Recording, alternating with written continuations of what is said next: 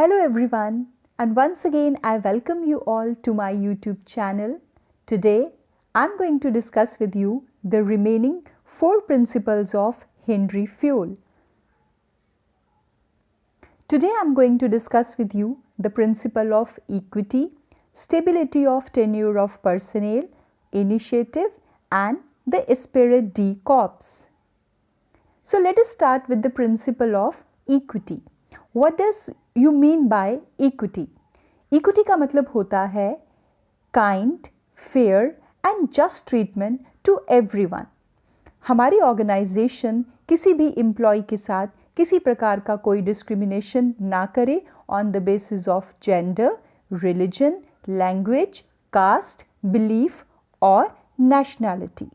हमारी ऑर्गेनाइजेशन में अगर किसी प्रकार का डिस्क्रिमिनेशन होता है एम्प्लॉयज़ के साथ तो एम्प्लॉयज़ रहेंगे बहुत ज़्यादा डिससेटिस्फाइड और कभी भी अपना मैक्सिमम कंट्रीब्यूशन नहीं दे पाएंगे.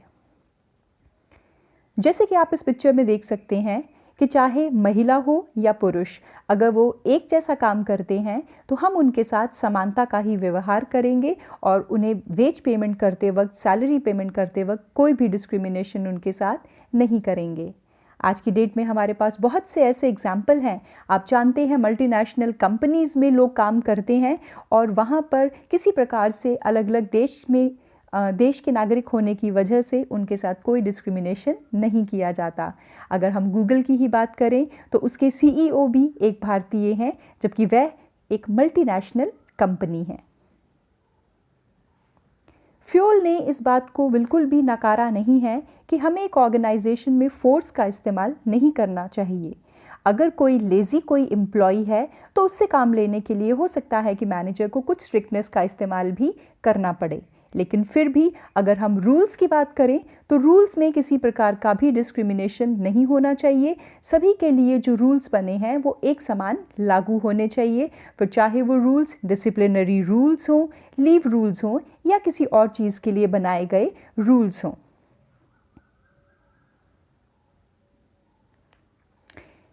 एक ऑर्गेनाइजेशन अगर इक्विटी को फॉलो करती है तो उसे किन चीज़ों का फ़ायदा होगा? उसके पॉजिटिव इफ़ेक्ट रहेंगे. एम्प्लॉयज़ हमेशा रहेंगे सेटिस्फाइड और उनका मोरल लेवल रहेगा हमेशा अप. वहीं दूसरी ओर अगर वो ऑर्गेनाइजेशन इस प्रिंसिपल का वायलेशन करती है तो एम्प्लॉयज़ रहेंगे बहुत ज़्यादा डिससेटिस्फाइड. हो सकता है वो उस ऑर्गेनाइजेशन को छोड़ के भी चले जाएं और हमेशा एक टेंशन भरा माहौल रहेगा सुपीरियर और सबऑर्डिनेट के बीच में. तो इक्विटी मीन्स इक्वालिटी, तो हमें हमेशा इस प्रिंसिपल को फॉलो करना है. चलिए अब बात कर लेते हैं हमारे दूसरे प्रिंसिपल की, और वो प्रिंसिपल है stability of personnel. Stability of personnel का प्रिंसिपल हमें क्या कहता है? ये प्रिंसिपल हमें कहता है कि employ turnover should be minimised to maintain the organisational efficiency. अगर आप एक एम्प्लॉय को सेलेक्ट करते हैं तो सिलेक्शन प्रोसीजर काफ़ी रिग्रेस होना चाहिए. हमेशा एक ऑर्गेनाइजेशन में उन्हीं लोगों का चुनाव होना चाहिए जो उस पर्टिकुलर पोस्ट को डिज़र्व करते हैं. और अगर आपने एक पर्सन को एक पोस्ट के लिए चुन लिया है तो उन्हें उस पोस्ट के लिए अपने आप को साबित करने के लिए वो कैसा काम करते हैं, उन्हें कुछ वक्त भी अपने आप को साबित करने के लिए मिलना चाहिए. ऐसा नहीं होना चाहिए कि आप फ्रीक्वेंटली लोगों को जॉब पे रख रहे हैं, निकाल रहे हैं और लेबर टर्नओवर बढ़ जाने की वजह से ऑर्गेनाइजेशन के लिए ये बहुत बड़ी मुसीबत का कारण बन सकती है. So there should be a stability of tenure. They should be given reasonable time to show the results. अगर एक ऑर्गेनाइजेशन अपने एम्प्लॉयज़ के बीच में जॉब सिक्योरिटी को नहीं दे सकती तो ऐसे माहौल में लोग काम करना पसंद नहीं करेंगे और उस कंपनी को जल्द से जल्द छोड़ने का फैसला ले सकते हैं. और दोबारा नए लोगों को भरने का जो खर्चा है, रिक्रूटमेंट, सिलेक्शन और उन्हें ट्रेनिंग देने का, वो कंपनी के लिए हो जाएगा बहुत ज़्यादा ही बड़ा. आप देख सकते हैं कि वो कंपनी जो बहुत फ्रीक्वेंटली अपनी कंपनी में लोगों को सेलेक्ट करती है, उन्हें जॉब पे रखती है और अपने आप को साबित करने का मौका नहीं देती, तो ऐसी कंपनी में लोग बहुत ज़्यादा डिससेटिस्फाइड रहते हैं और कंपनी को छोड़ने का भी फैसला ले लेते हैं। वहीं दूसरी ओर जो कंपनी अपने एम्प्लॉयज़ की स्टेबिलिटी ऑफ टेन्योर का ध्यान रखती है, जॉब सिक्योरिटी देती है, फ्रीक्वेंट ट्रांसफ़र्स नहीं करती, वहाँ के एम्प्लॉयज़ रहते हैं हमेशा ही सेटिस्फाइड और हैप्पी। तो फ्रेंड्स, मैंने यहाँ पे बात की है दो बातों की स्टेबिलिटी को लेकर। एक तो है जॉब की सिक्योरिटी कि वो उन्हें मिलनी चाहिए, बहुत फ्रीक्वेंट टर्नओवर एम्प्लॉयज़ का नहीं होना चाहिए जो कि बैड है ऑर्गेनाइजेशन के लिए भी। दूसरा, एम्प्लॉयज़ का फ्रीक्वेंट ट्रांसफ़र या फ्रीक्वेंट जॉब रोटेशन भी नहीं होना चाहिए। कंपनी को इसे करना है अवॉइड, क्योंकि अगर एक पर्सन बहुत जल्दी जल्दी ट्रांसफ़र उसके होते रहेंगे तो उसे एक नई जगह पे जाकर अपने आप को सेटल करने में समय चाहिए, और अगर ऐसा माहौल रहेगा तो एम्प्लॉय पल पल टेंशन में जिएगा और टेंशन में होने की वजह से वो कभी भी अपना बेस्ट कंट्रीब्यूशन ऑर्गेनाइजेशन के लिए नहीं दे सकता। तो हमें एम्प्लॉयज़ को डिससेटिस्फाइड नहीं रखना कि वो जॉब छोड़ के जाएं, बल्कि हमें एम्प्लॉयज़ को क्या रखना है, हैप्पी रखना है। तो they should be given stability of tenure of personal. It means कि job security and no frequent transverse.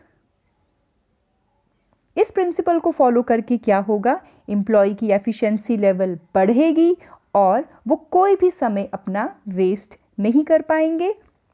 इसी प्रकार ऑर्गेनाइजेशन का भी समय वेस्ट नहीं होगा दोबारा से रिक्रूटमेंट, सिलेक्शन और ट्रेनिंग पर, और जो हमारे रिसोर्सेज हैं उनका भी सदुपयोग होगा। अगर हम इस प्रिंसिपल को फॉलो नहीं करते हैं तो रिसोर्सेज की बहुत ज़्यादा वेस्टेज हो जाएगी नए रिक्रूटमेंट, सिलेक्शन और ट्रेनिंग में, और ऐसी कंपनी में काम करने वाले एम्प्लॉयज़ भी रहेंगे बहुत ज़्यादा फ्रस्ट्रेटेड और डिससेटिस्फाइड। हमारा आज का तीसरा प्रिंसिपल जो डिस्कशन का है वो है इनिशिएटिव। सबसे पहले मैं आपको बताना चाहूँगी इनिशिएटिव किसे कहते हैं। Initiative means taking the first step with self-motivation. It is thinking out and executing the plan. और आपको पता है कि वही व्यक्ति जो काफ़ी इंटेलिजेंट होता है, मोस्टली वही लोग इनिशिएटिव लेते हैं, और जो अपने आप के ऊपर बिलीव नहीं करते, जो अपने आप के ऊपर कॉन्फिडेंस नहीं रखते, वो कभी भी इनिशिएटिव को लेने की पहल नहीं करते। जैसे कि इस पिक्चर में आप देख सकते हैं कई लोग हैं, लेकिन कुछ ही व्यक्ति होते हैं जो इनिशिएटिव लेते हैं और भेड़ चाल से चल के आगे आते हैं और मैनेजमेंट के प्लानिंग प्रोसेस में अपना पार्टिसिपेशन दिखाते हैं। इनिशिएटिव को मैनेजमेंट को हमेशा एनकरेज करना चाहिए, क्योंकि जब एक एम्प्लॉय को लगता है कि मेरी कंपनी प्लान बनाते वक्त मेरे सजेशंस और आइडियाज़ को कंसिडर करती है, तो वो बहुत अच्छे अच्छे आइडियाज़ देने के लिए हमेशा अपनी ब्रेनस्टॉर्मिंग करता है और कुछ नया लेकर आता है। और जब एक ऑर्गेनाइजेशन एम्प्लॉय की बातों को ध्यान में रख के, उसकी सजेशंस को ध्यान में रख के फाइनल डिसीजन लेती है, तो एम्प्लॉय का भी ये फ़र्ज़ बनता है कि मैनेजमेंट के लिए गए डिसीजंस को वो फॉलो करे, फिर चाहे मैनेजमेंट ने उसकी सजेशन को एक्सेप्ट किया हो या ना किया हो, लेकिन उसे थैंकफुल होना चाहिए कि उसकी कंपनी एम्प्लॉय सजेशन सिस्टम को एनकरेज करती है। तो वही ऑर्गेनाइजेशन अच्छी होती है जो अपने एम्प्लॉय के लिए सजेशन सिस्टम को लेकर आती है, और इससे हमारी कंपनी के लिए बेनिफिट्स ही बेनिफिट्स हैं। हम इसके पॉजिटिव इफेक्ट्स को जान लेते हैं अब। अगर इनिशिएटिव का प्रिंसिपल यूज़ होता है तो एम्प्लॉय को लगता है कि कंपनी हमें भी कंसिडर करती है, और एम्प्लॉय के अंदर एक बिलोंगिंगनेस की भावना डेवलप होती है, और ऐसे एम्प्लॉयज़ हमेशा रहते हैं मोटिवेटेड। वहीं दूसरी ओर अगर इस प्रिंसिपल को फॉलो नहीं किया जाता कंपनी के द्वारा, तो वहाँ काम करने वाले एम्प्लॉयज़ हमेशा ही डीमोटिवेटेड रहते हैं, और वो कभी भी अपने आइडियाज़ को खुलकर किसी के सामने प्रकट नहीं करते, और वो कभी अपनी बेस्ट एबिलिटीज़ का इस्तेमाल भी नहीं करते हैं। तो हमेशा एक ऑर्गेनाइजेशन को इनिशिएटिव को एनकरेज करना चाहिए, और कभी भी कोई डिसीजन मेकिंग की जाए तो एम्प्लॉय को भी अपनी सजेशंस और आइडियाज़ देने का मौका भरपूर मिले। अब मैं पहुंच गई हूं आज के आखिरी प्रिंसिपल की ओर, जो कि है एस्पेरिट डी कॉर्प्स।